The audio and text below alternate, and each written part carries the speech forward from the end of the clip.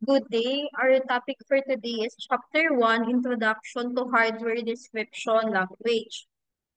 So, Hardware Description Language, or HDL, describes hardware at varying levels of abstraction. So, we have here the HDL, um, structural description, and behavioral or functional description. So, let's start with structural description. So sa structural description, we have textual replacement for schematic because of increase in complexity. Um, we also have here the hierarchical composition of modules from primitives. In terms naman sa behavioral or what we call the functional description, um, dito dinidescribe natin kung ano yung ginagawa ng module. Then, dito rin pumapasok yung pagsisynthesis natin and yung pag-generate natin ng circuit for our module. So, we have the simulation semantics. So, si HDL, nung time ng 1983, Abel develop na-develop dito yung data I/O. So, targeted to programmable logic devices, yung PLA, yung PAL, and etc. So, nung panahon nung 1983, hindi pa ganon kaganda yung mga state ng devices or ng mga machines natin. The next naman is noong circa 1977. Ito naman yung time ni ISP. So dito, na-develop naman yung research project sa CMU wherein nandito yung simulation pero wala pa dito yung tinatawag nating synthesis. Excuse me. So, next naman is the circa 1985. So, dito, na-develop na natin yung Verilog or um, yung pagka-develop natin sa gateway na ngayon ay tinatawag na cadence or cadence. So, dito, similar siya sa Pascal or sa ating C language. Sa Verilog, yung delay dito is only yung interaction natin within the simulator. So, in terms naman sa efficiency, fairly efficient naman siya and easier to write. Then, si Verilog is kabilang na siya sa IEEE standard. Next naman is the circa 1987. So, dito naman pumasok si VHDL.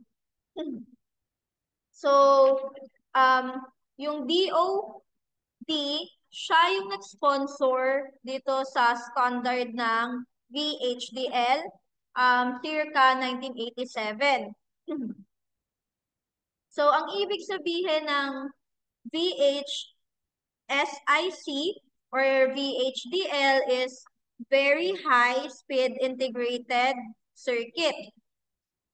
So ito, similar to ADA or ADA, wherein may emphasis sa pagre-reuse and yung maintainability. Then, in terms naman sa simulation ng semantics, visible naman siya. And sa VHDL, very general but verbose. And kabilang rin siya sa IEEE na standard. So, pareho sila ni Verilog na kabilang sa IEEE standard. So, next naman is yung types ng HDL.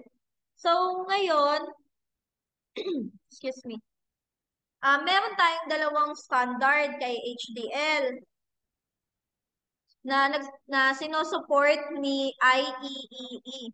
So, yung una is the VHDL, yung Very High Speed Integrated Circuit Hardware Description Language, or sometimes, pwede rin natin siyang tawaging VHSIC HDL. So, ito ay na-develop from the initiative ng US Department of Defense. The other standard naman is yung Verilog HDL. So dito naman, na-develop siya ng Cadence Data Systems, and later on, na-transfer siya sa consortium na tinatawag natin na Open Verilog International, or yung OVI natin. So, ito yung introduction natin sa Hardware Description Language or sa HDL. Yung language na to is from a class of computer language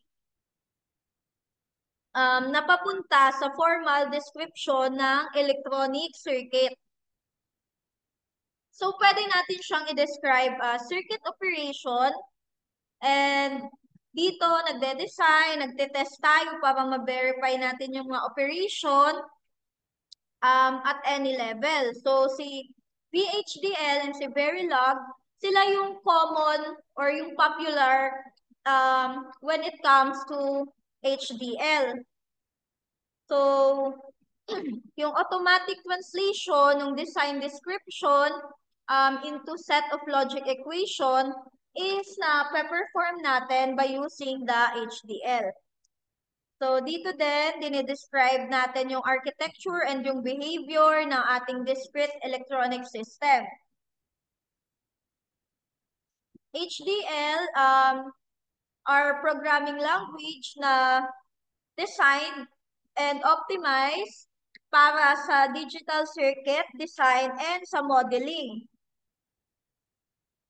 Ano nga ba ang mga advantages ng HDL or ng hardware description language? So, dito, we can verify design functionality early in the design, written as the HDL description. Here, the design simulation at this higher level, before implementation at gate level, nag-aalaw siya na matest natin muna yung architecture and yung design decision.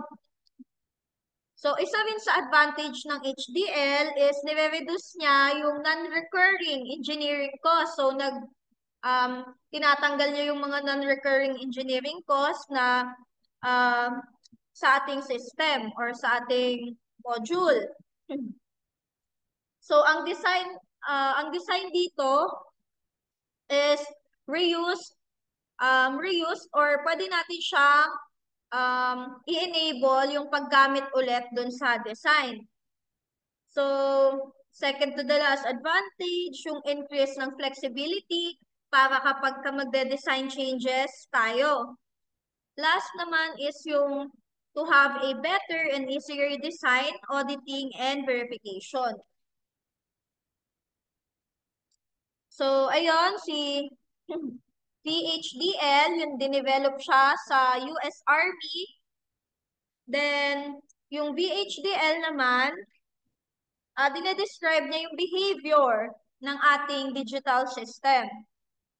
In terms naman sa VHDL, marami siyang mga features na appropriate para makapag-describe tayo ng behavior ng ating mga electronic components na nagre-range sa pinakasimple or sa pinakasimple logic gates papunta sa complex or sa complete microprocessor and custom chip. So, ginagawa siya ni VHDL. So, dito rin, kinakapture niya yung mga design system para naman sa automatic circuit and yung ating synthesis or even yung ating system simulation. So, one of the important application ni VHDL is makapture niya yung performance specification ng isang circuit. So, ano naman yung mga features of VHDL? So, una, powerful yung construct niya. Pangalawa, yung design niya, pwede natin siya i-decompose ng naka-hierarchy. So, lahat or bawat design element na nandito sa VHDL ay well-defined interface. So, magiging helpful siya or useful siya para makapag-connecto into other elements. So, dito rin pumapasok yung pagiging precise ng behavioral specification na makakatulong naman sa atin para ma-simulate natin siya ng maayos. VHDL handles asynchronous as well as the synchronous sequential circuit. So kapag ka sa timing naman and sa clocking, pwede siyang i-model. And when sa design naman, yung target niya is independent. Then nagsusupport siya ng design library and yung language kay VHDL is not case sensitive. So ibig sabihin, hindi siya strict when it comes to the case sensitivity. So ito, yun naman yung mga structure ng VHDL program. So una, yung VHDL program, nagkukonsist siya ng at least one entity or architecture pair. Pangalawa, yung combination nitong entity and ng corresponding architecture is now referred as the design entity. Pangatlo, kapag ka-large design, typically, gagawin natin is to write many entities or architecture pairs, tapos i-connect natin siya together para makapag-form tayo ng complete circuit natin.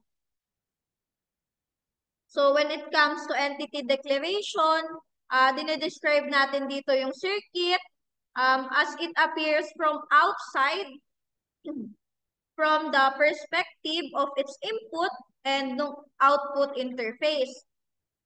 So for the second part of minimal VHDL, yung design description natin is yung architecture declaration. So, dito sa architecture, dinidescribe natin yung actual function ng ating entity to which it bound. So, ito yung mga structure ng VHDL. Now, let's proceed to Verilog. So, ito yon. Nagsusupport tayo ng structural and behavioral description. So, for structural, may two key points. Una, sa structural, explicit structure ng circuit. Then, example dito ng structural sa Verilog is yung each logic gate is connected to others. While kapag ka sa behavioral naman, kay Verilog, yung program describes the input-output behavior in terms naman dun sa ating circuit. So, madaming structural implementation na merong same behavior dito kay behavioral sa Verilog. So, example ng behavioral sa Verilog, different implementation of one Boolean function. So, we'll only be using behavioral Verilog. So, kailangan mag-rely tayo dun sa schematic para naman dun sa ating structural construct. Si Verilog HDL, meron siyang syntax na nagde-describe ng precisely yung sa legal construct that can be used in language. So, meron tayong about 100 keywords, predefined lowercase identifiers na nagde-define sa language construct. So, some of the example ng mga keyword na nakapaloob sa Verilog is yung module, end module, input, output, yung wire, and, or, not, and, etc. So, any text between two slashes at the end of line, ang tawag natin doon is comment. So, kapag ka may two slashes, doon sa ating sa line, ibig sabihin, it serves as comment. So, yung mga blank spaces naman sa Verilog is ini-ignore.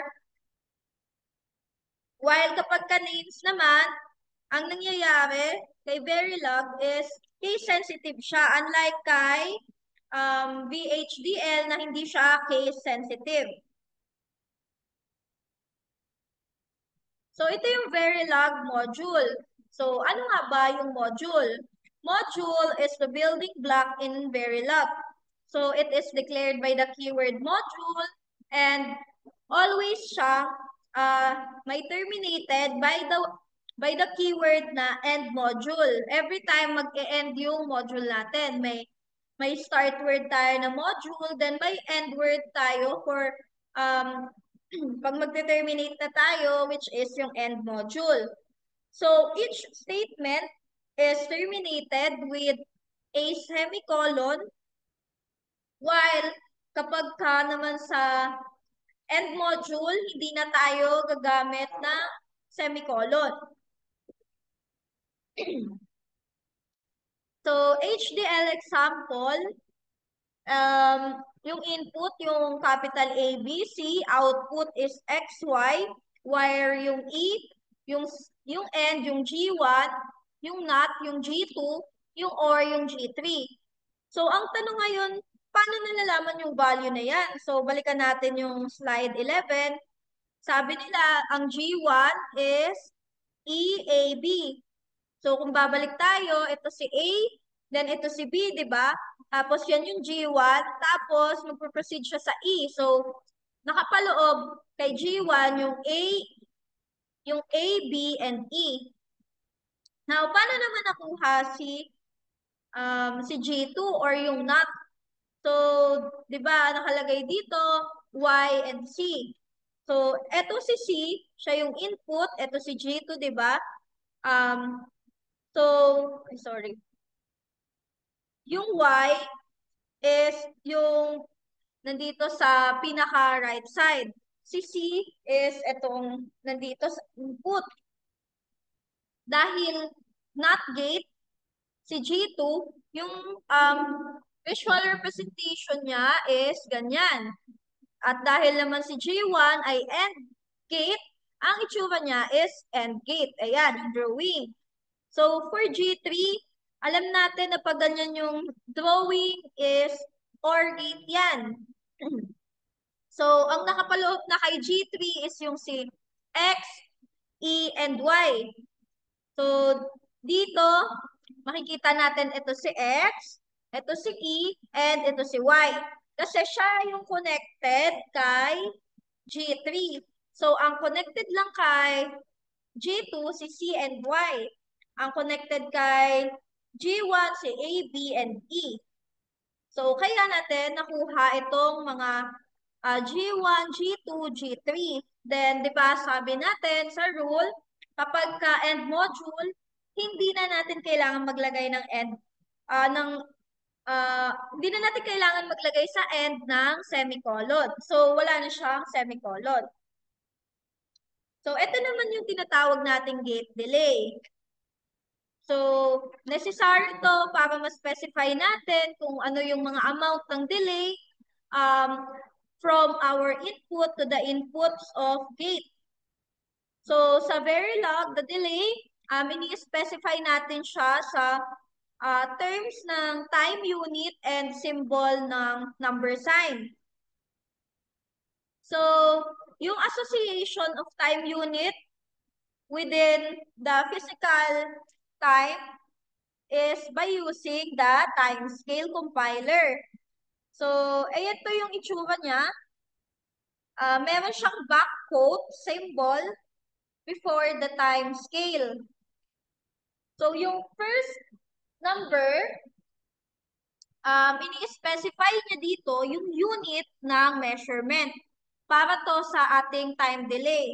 While yung second number, ini-specify niya naman yung precision, kaya PS, so precision, for which the delay are rounded off. So in this case, magiging 0.1 NS. Ito, sa module 4, sa Verilog pa din to, yung description, input ng A, B, C, yung output is XY, yung wire is E. So, di ba yung number sign, tapos parenthesis 30, nag-i-indicate siya ng terms of time unit. So, ayun yung terms of time unit. So, for N, yung number sign, parenthesis 30.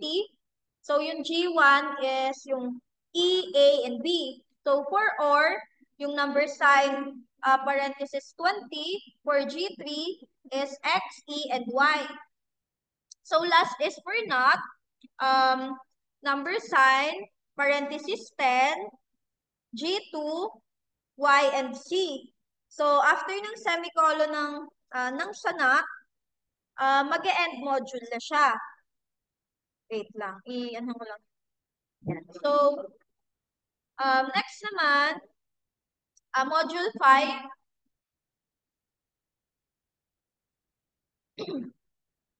So, yung HTL description, nagpo-provide siya ng stimulus, which is yung tawag natin dun sa design na yon is yung ating test bench. So, yung initial statement, ini-specify niya yung inputs between dun sa ating keyword na begin sa umpisa and yung sa end kapag magtatapos. So, initially, meron tayong input na ABC equals 0, 0, 0. Di ba, tatanungin natin, saan nanggaling yung one binary digit with a value of 0? So, si A, meron siyang value of 0.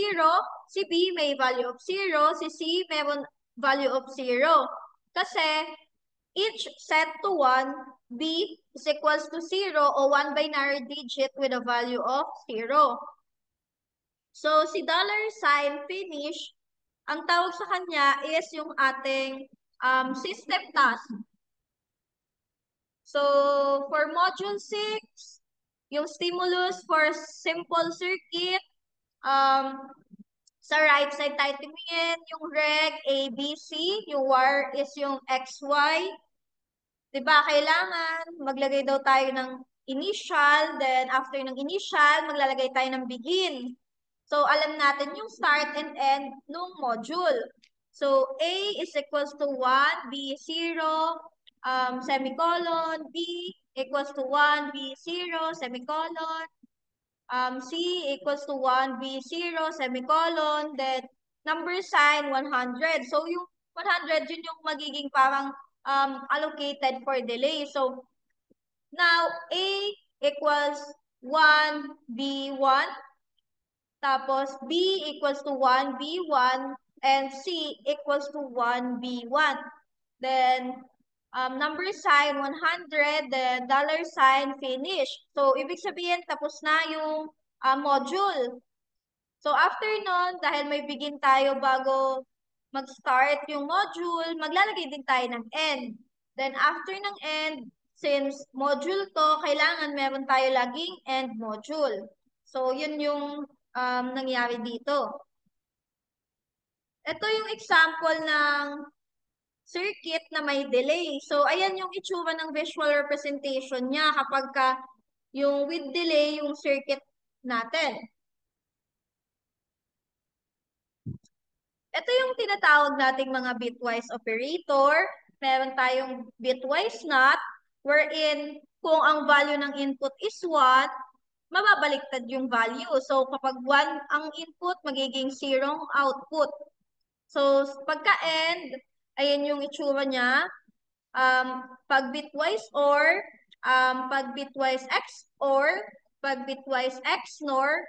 So, i-familiarize na lang natin yung mga bitwise operators na gagamitin natin dito. So, we have here Boolean expression. So, ito yung mga specified sa Verilog HDL na merong continuous assignment statement. So, meron tayong keyword na naman na assign. So, after ng keyword na assign, tsaka tayo maglalagay ng Boolean expression. So, example nito is yung nandito sa baba. Assign X is equals to A and B.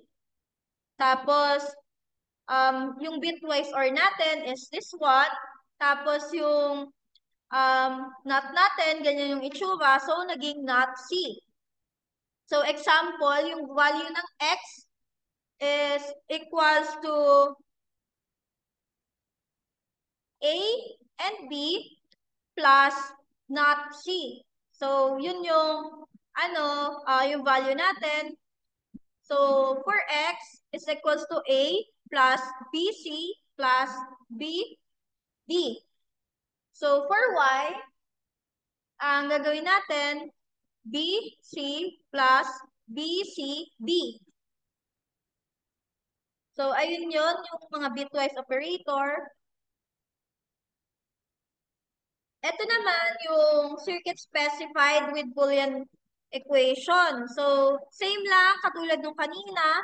Kunyari, ang input is A, B, C, D. Output natin is X, Y. I-assign natin sa X. So, A or parenthesis B and C plus parenthesis not B and C. So, for Y, ang mangyayari is parenthesis not B and C plus parenthesis B and not C and not D. Then, after nito, na-assign natin si X and si Y, magkakaroon na ng end module. Anong ibig sabihin ng user-defined primitive? So, dito, yung UDP natin, gumagamit tayo ng logic gate sa HDL with keywords na tulad sa bitwise, yung and, or, and, etc. So, defined by the system and this is referred as system primitives. So, yung type ng circuit natin are referred to as user-defined primitives. So, there can only be one output kapag nasa UDP or nasa user-defined primitives tayo. Primitive, sorry. So, it must be listed first in the port list, then i-declare natin with an output keyword. So, dito naman, sa UDP, pwede tayong magkaroon ng any number of inputs, pero yung order, kailangan yung kung ano yung list ng input declaration, ayun dapat yung order throughout ng values doon sa ating table na pina-follow. So here, the truth table is enclosed within the keyword table. So pag start ng table, meron siyang keyword table. Then pag nag-end na yung table, meron siyang end table keyword. So the values of inputs are listed with colon. Then kapag ka-output or yung pinaka-last na entry naman dun sa row, yung sa pinaka-last is semicolon yung gagamitin. Tapos kapag ka mga inputs yung ililist natin, kailangan naka-colon lang siya. Output lang, ang nag-iisang output lang for the last entry ang maaaring gumamit ng semicolon. So it ends with keyword and primitive. So para mas ma-visualize natin, ito yung user-defined primitive or our UDP. So, yung primitive natin, yung X, A, B, C. So, output is X. Input natin dito ay A, B, C.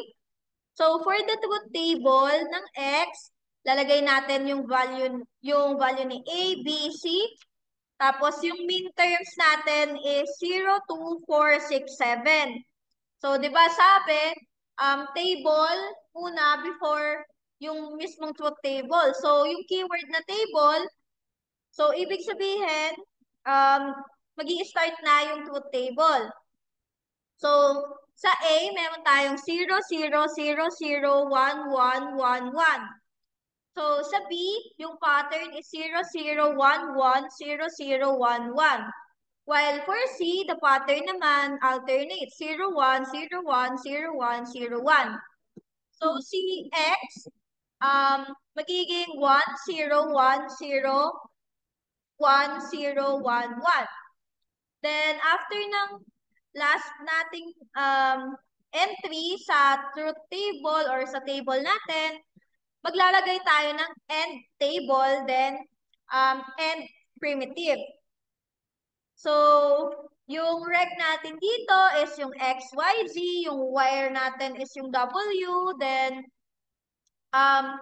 yung W, X, Y, Z, bago mag-end module.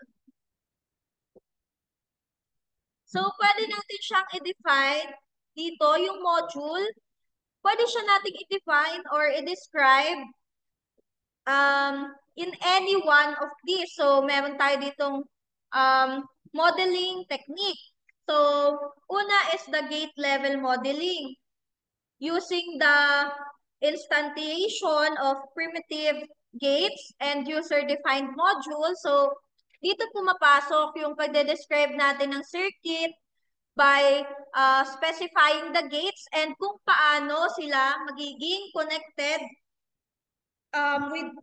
with each other. Pangalawang modeling technique na pwede natin gamitin is the data flow modeling, wherein continuous assignment statements with the keyword assign. So, pag nakita natin na kapag gumagamit ng assign sa module, data flow modeling yung modeling technique na yon. So, this is mostly used for describing combinational circuit. So, third is the behavioral modeling. So, ito naman, by using procedural assignment statement, ang keyword naman ni behavioral modeling is always. While kay data flow modeling, ang keyword na ginagamit natin is yung assign. So, for behavioral modeling, kadalasan na ginagamit natin to describe digital systems at higher level na abstraction. So, si Verilog, meron tayo dito mga overview.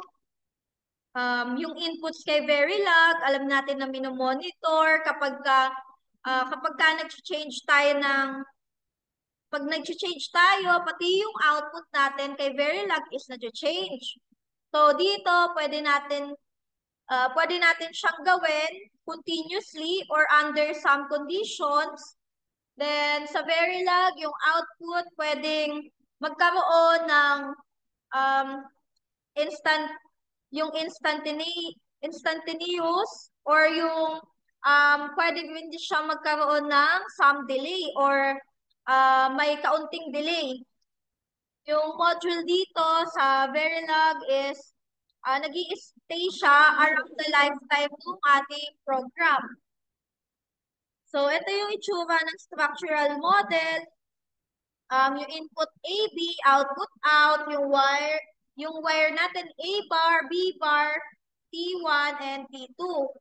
So, sa inverter, meron tayong inverter A, B, meron din tayong AND gate 1, AND gate 2, and isang OR gate. Tapos, AND module. So, ito yung continuous assignment sa simple behavioral model. Yung input dito, continuous na natin nga siyang minomonitor. And pwede natin siyang gamitin para sa combinational circuit. So sa module, required dito ng keyword. While dito naman sa gate, kailangan natin na mag-isip ng name. Then, itong mga nasa parenthesis out, ito yung mga tinatawag natin na port list.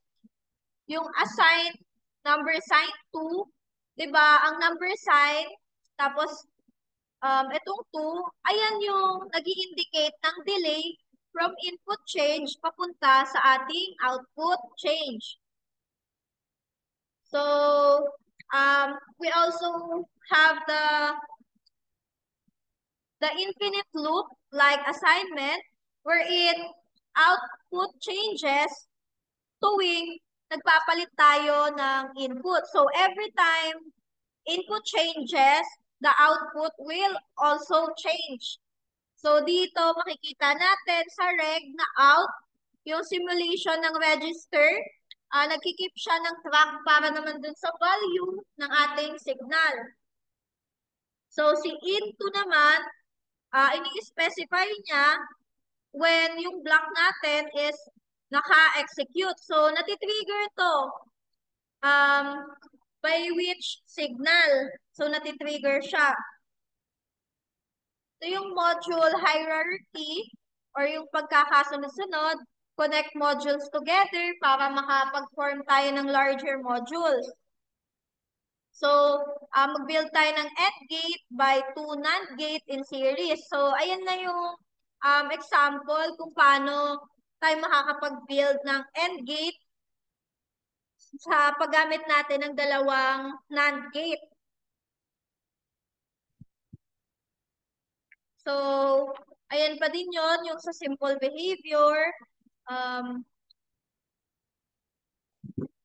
Ngayon, punta tayo dito sa driving simulation.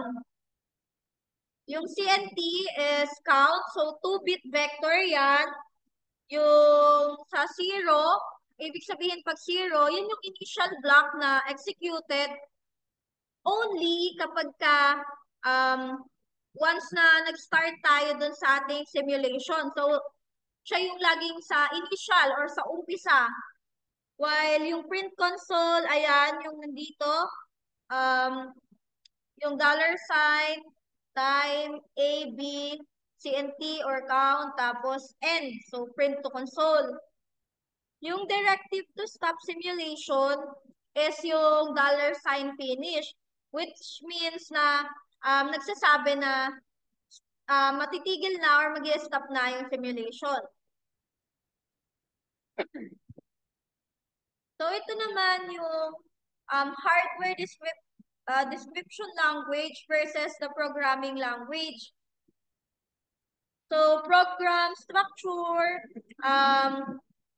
pareho lang sila ng multiple components of same type. So, dito na-specify natin yung connection between yung schematic and yung ating modules.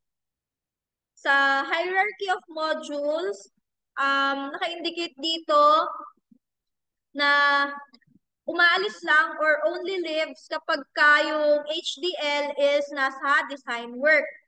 So, in terms naman sa assignment, continuous lang yung assignment niya. So, yung logic natin, always lang siyang nagko-compute ng continuous, tuloy-tuloy.